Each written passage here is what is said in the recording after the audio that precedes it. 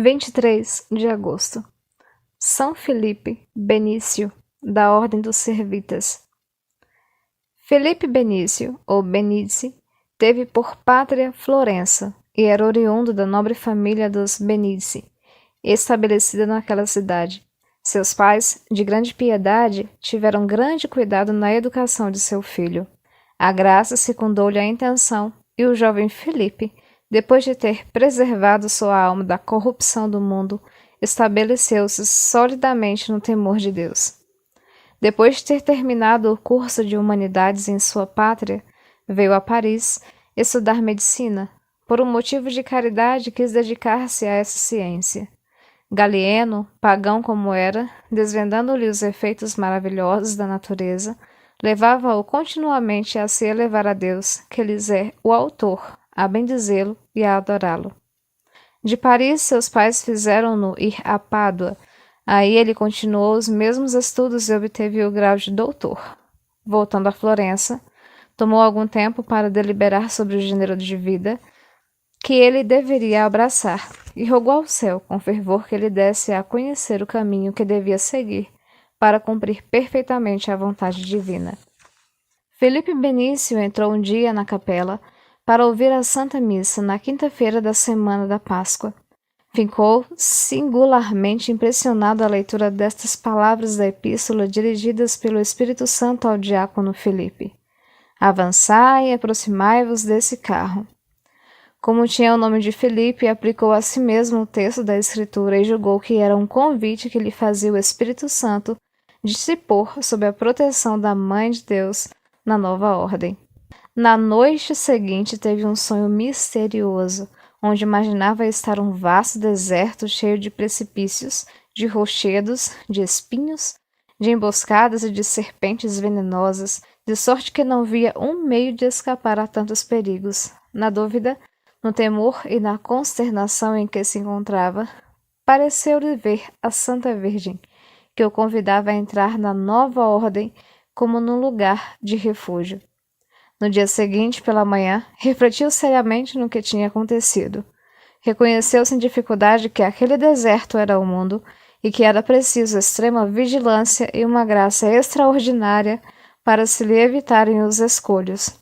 Persuadiu-se então de que Deus o chamava para a ordem dos servitas e lhe oferecia a proteção da Santa Virgem como num asilo seguro. Foi ele então encontrar-se com o bem-aventurado padre Bonfilho, que lhe deu hábito na pequena capela onde tinha ouvido a missa.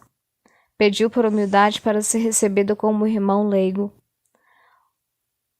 Ofereceu-os a Deus em espírito de penitência e conseguiu o recolhimento mais perfeito nos trabalhos da lavoura.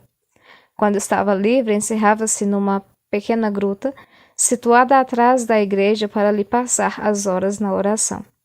As delícias celestes que experimentava muitas vezes faziam-no esquecer-se do cuidado do próprio corpo. Escondia com cuidado o saber e os talentos que, entretanto, por fim, foram descobertos. Os que conversavam com ele admiravam-lhe a prudência toda celeste e a luz com a qual falava de coisas espirituais. Depois da morte do Papa Clemente IV, os cardeais, reunidos em Viterbo, lançaram os olhos sobre ele para o elevar ao papado. Quando ficou inteirado de suas intenções, fugiu para as montanhas, com o religioso de sua ordem, e lá ficou escondido até a eleição de Gregório X. Seu retiro foi-lhe tanto mais agradável quanto lhe deu ocasião de duplicar suas austeridades e de se entregar inteiramente à contemplação.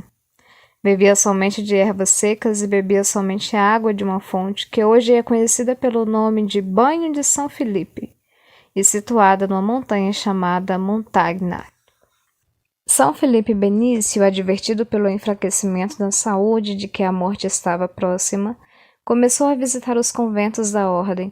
Tendo chegado em Todi, a antiga Tudertum, foi prostrar-se ante o altar da Virgem, onde rezou com grande fervor. No dia seguinte fez um discurso muito comovente sobre a glória dos bem-aventurados. Todos souberam do perigo iminente que sua vida corria, por uma febre ardente que o assaltou no dia da Assunção da Santa Virgem. Durante o tempo da enfermidade, mostrou os mais vivos sentimentos de compulsão. No dia da oitava da festa, tendo entrado em agonia, mandou buscar seu livro. Assim costumava chamar o crucifixo. Ele morreu, contemplando afetuosamente a imagem do Salvador, estendido na cruz. Clemente X canonizou em 1671, mas a bula de sua canonização foi publicada somente em 1724 por Bento XIII. Sua festa foi transferida então para 23 de agosto, porque 22, que foi o dia de sua morte, estava ocupado pela oitava da Assunção. São Felipe Benício, rogai por nós. Também hoje comemora-se São Flaviano e São Sidônio.